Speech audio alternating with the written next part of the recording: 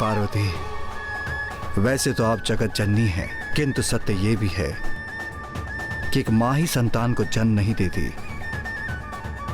एक संतान भी एक मां को जन्म देती है। आपने सत्य कहा स्वामी। पुत्र, आज तुमने मुझे एक मां बना दिया। मां, मैं आपसे भेंट कर आपके आंचल की छाया पाने के लिए अधीर हो रहा था।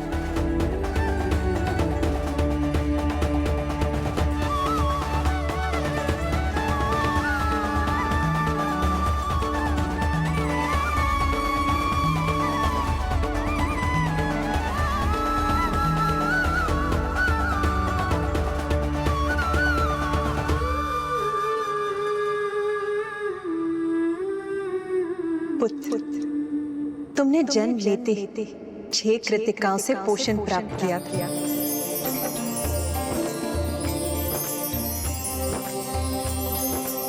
इसीलिए आज से तुम कार्तिकेय कहलाओ। कार्तिकेय कहलाओ। कार्तिकेय कहलाओ।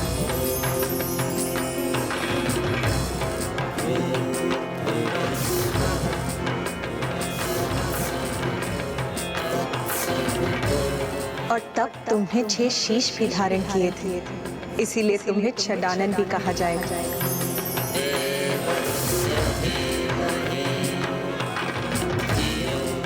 और अनुकूल समय आने पर अपने विराट स्वरूप में तुम 6 हाथ भी प्रकट करोगे।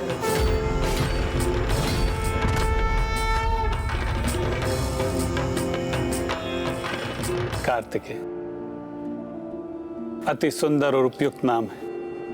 और तुम मेरी उस ऊर्जा से उत्पन्न हुए हो जो मुझसे छलक कर सरकंडूब द्वारा धारण की गई।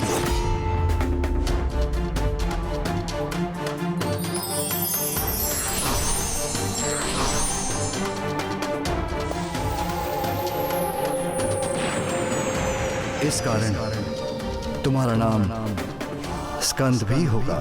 स्कंद भी होगा। स्कंद भी होगा।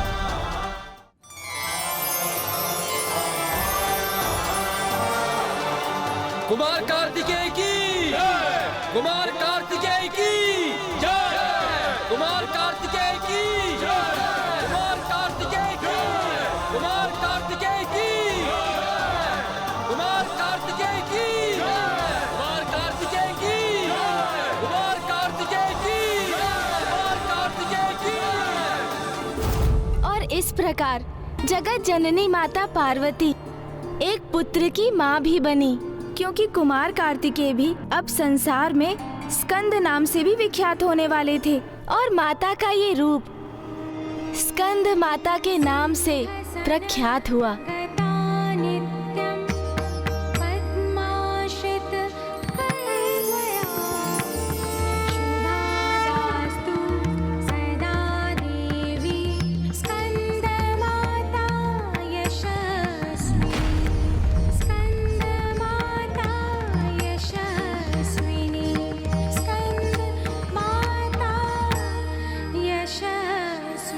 देवता कुमार कार्तिकेय को देखकर अत्यंत प्रसन्न थे। वो उन्हें देव सेनापति के पद पर स्थापित करने के लिए अत्यंत अधीर थे, जिससे कुमार अविलंब जाकर तारकासुर से युद्ध कर सके। इतने शीघ्र?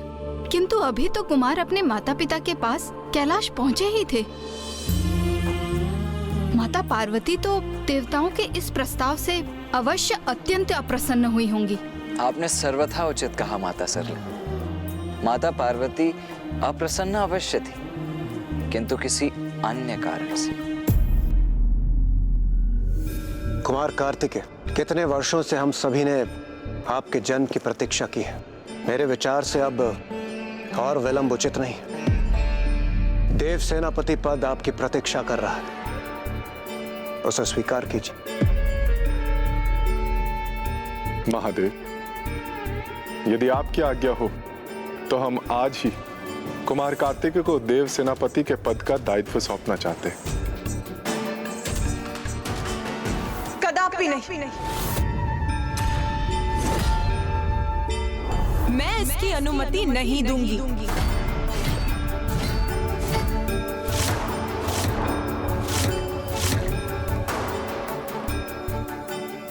पूर्व में ही इतना विलंब हो चुका है, और यदि माता पार्वती ने आज्ञा देने से अस्वीकार कर दिया तो बहुत समय बीत जाएगा, और इतना समय कहाँ है हमारे पास।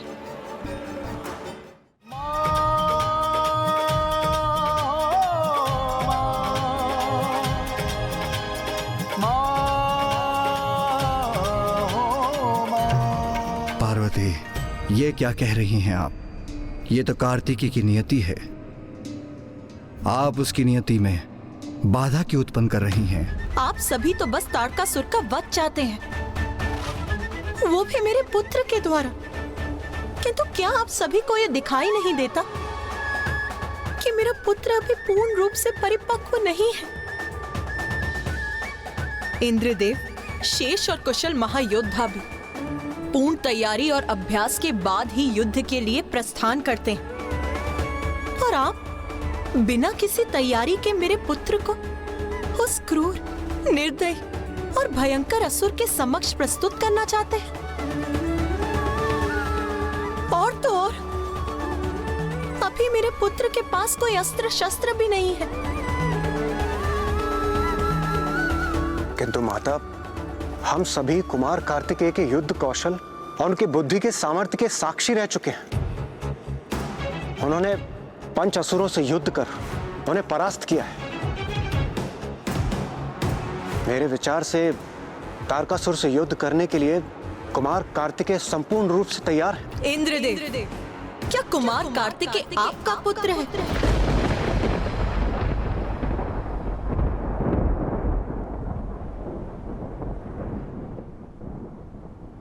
नहीं माता। उचित कहा आपने।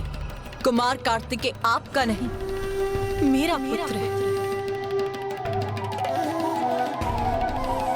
इसीलिए उसकी मां होने के नाते इसका निर्णय मैं लूंगी कि युद्ध के लिए वो तैयार है अथवा नहीं। और मेरा निर्णय ये है, मेरा पुत्र तारकासुर का वध करने के लिए अभी देव सेनापति का पद नहीं संभालेगा।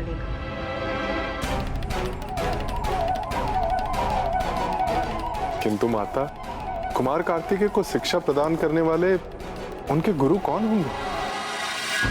इसकी मां होने के नाते इसकी प्रथम गुरु तो स्वयं मैं हूं। इसीलिए इसकी प्रथम शिक्षा स्वयं मैं प्रारंभ करूं। उचित है फिर कल से पुत्र कार्तिकेय की शिक्षा प्रारंभ।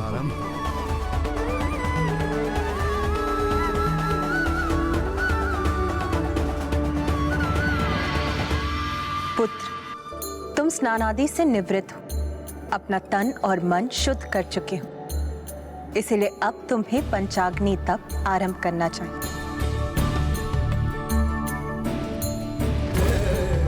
ओम नमः शिवाय। ओम नमः। एक ओर जहाँ कुमार कार्तिकेय माता पार्वती के संरक्षण में कठोर तप कर अपनी शक्ति एवं सिद्धियां अर्जित करने में लगे थे, वहीं दूसरी ओर तारकासुर को जब ज्ञात हुआ कि उनके पंचासुरों का वध कुमार कार्तिकेय ने कर दिया है, तो अब वो स्वयं कुमार कार्तिकेय का सामना करने की ठान लेता है। कोई कितना भी प्रतिभावान हो, पर उचित मार्गदर्शन और अभ्यास उसकी प्रतिभा को निखारने के लिए अति आवश्यक है।